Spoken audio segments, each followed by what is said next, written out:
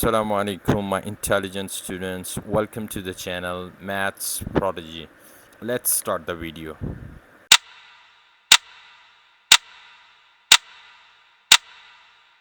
Question number 1 on page 2. Simplify 3a plus 7b minus 4a plus b. अच्छा, अब इसमें हमने करना ये है कि हमने लाइक टर्म्स को इकट्ठा करना है, यानी 3a minus 4a plus 7b plus b।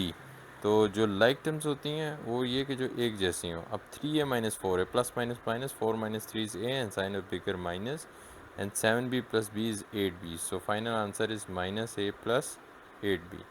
Question number 2, a field ABC is in the shape of a triangle. AC is 500 meter and BC is 650 meter. ये एक फील्ड है, ट्राइंगुलर शेप की field है।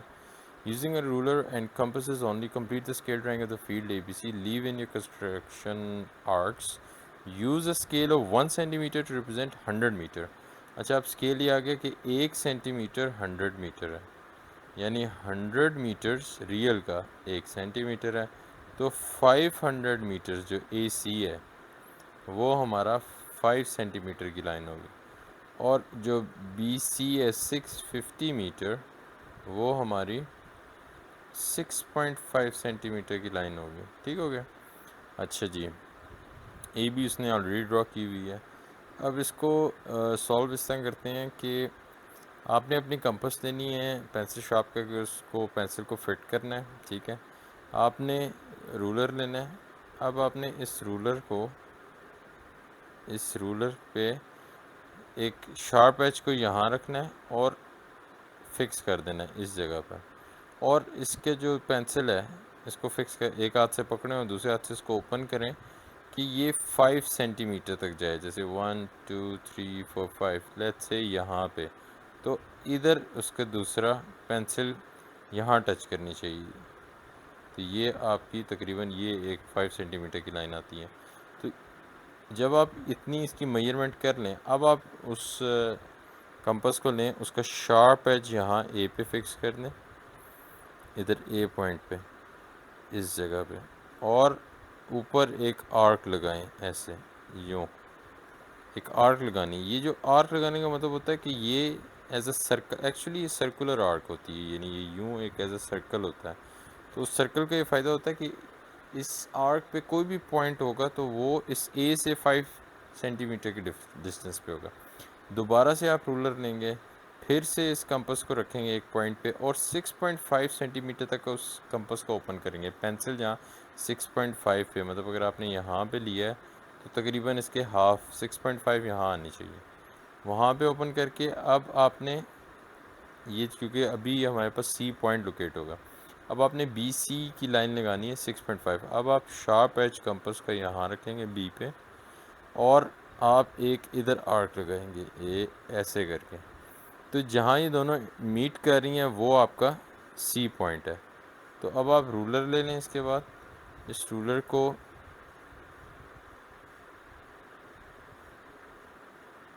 ऐसे मेजर कर लें, यूँ draw करें, एक ये आ गई।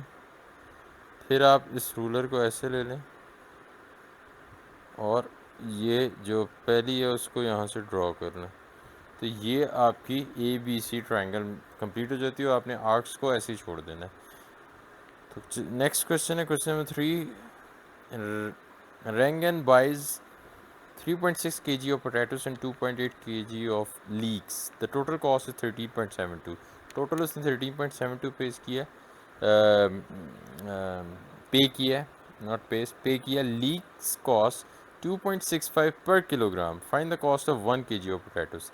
अच्छा देखें, सिंपल सी बात है, उसने 2.8 kg ऑफ लीक्स बाय की हैं और लीक्स की कॉस्ट 2.65 पर केजी।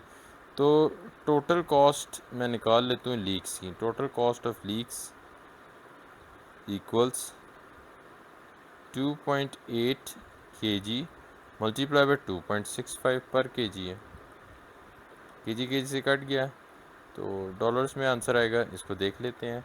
ये है 2.8 टाइम्स 2.65 इक्वल्स $7.42। अब ये तो लीक्स की प्राइस आ गई।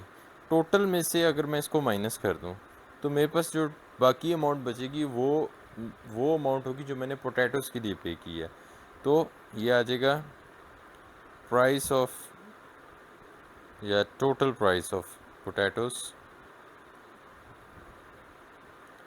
इक्वल, ये आ जाएगा 13.72 टोटल प्राइस थी, इसमें से मैंने निकाल लिया 7.42 जो कि आपके 2.8 kg है लीक्स, उसकी प्राइस है।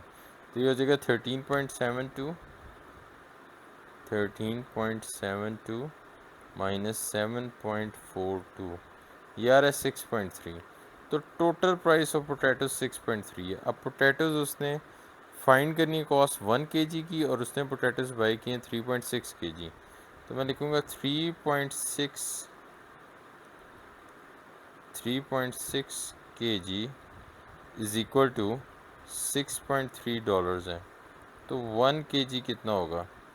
6.3 डिवाइड बाई 3.6, तो वैसे ही 21/12, हाँ 7/4, 1/3/4 आता है, लेकिन देख लेते हैं। 6.3 डिवाइड 3.6 इक्वल्स, ये आप कह रहा है 1.75। So that is the price of the 1 kg of potato, $1.75. Hope you understand the question.